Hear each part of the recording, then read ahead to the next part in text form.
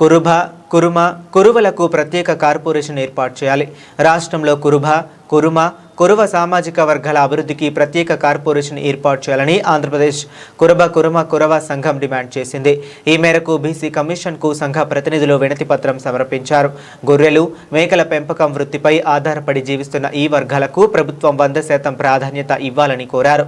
వృత్తి అభివృద్ధికి ప్రత్యేక నిధులు కేటాయించి బీసీ కమ్యూనిటీలో ప్రత్యేక గుర్తింపు కల్పించాలని సూచించారు. కురుభ కార్పొరేషన్కు ప్రత్యేక బడ్జెట్ కేటాయించి రాష్ట్ర వ్యాప్తంగా శాఖలు ఏర్పాటు చేయాలని డిమాండ్ చేశారు.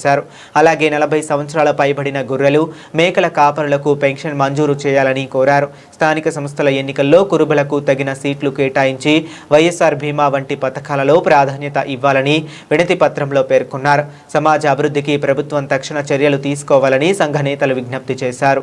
వీడియో వాళ్ళకి ప్రతి ఒక్కరికి అందరికీ నమస్కారం. ఈ రోజు నేను కురుబ సంఘం రాష్ట్ర అధ్యక్షునిగా ఎస్కే మల్లికార్జున నేను రెవెన్యూ భవన్లో మన బీసీ కమిషనర్ గారిని కలవడానికి వచ్చినాము. మా కురుబ కులానికి సంబంధించిన సమస్యలు అతనికి తెలపడం జరిగింది. అతను స్పందించి ఓకే అని చెప్పారు.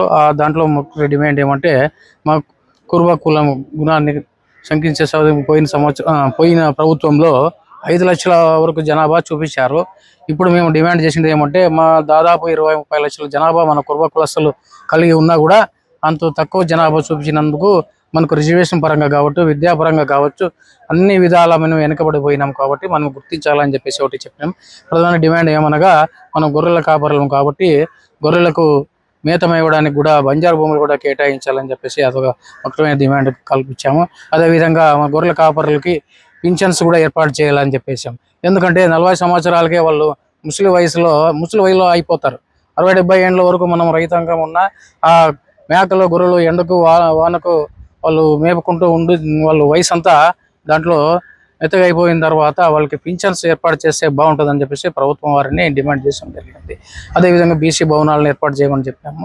అదేవిధంగా గొర్రెల మేకల ఫెడరేషన్ కూడా ఏర్పాటు చేయాలా, చైర్మన్ కూడా మా కురుబ కమ్యూనిటీకి ఏర్పాటు చేయాలని చెప్పేసి మనం డిమాండ్ చేసినాము. అదేవిధంగా మనకు సబ్సిడీ కూడా గొర్రెల మేకలకు కూడా సబ్సిడీ 50% సబ్సిడీ కూడా మంజూరు చేయవలసిందిగా మనము డిమాండ్ చేయడం జరిగినది.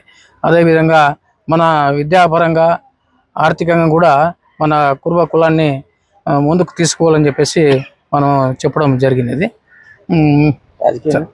రాజకీయంగా మమ్మల్ని రాజకీయంగా కూడా మనం గుర్తించాలంటే జనాభా ప్రతిపాదన గురించి తీసుకుంటేనే మనకి కొన్ని రాజకీయంగా రిజర్వేషన్లు కల్పించాల్సిందిగా మనం ప్రత్యేకంగా ప్రభుత్వాన్ని కోరుచున్నాం.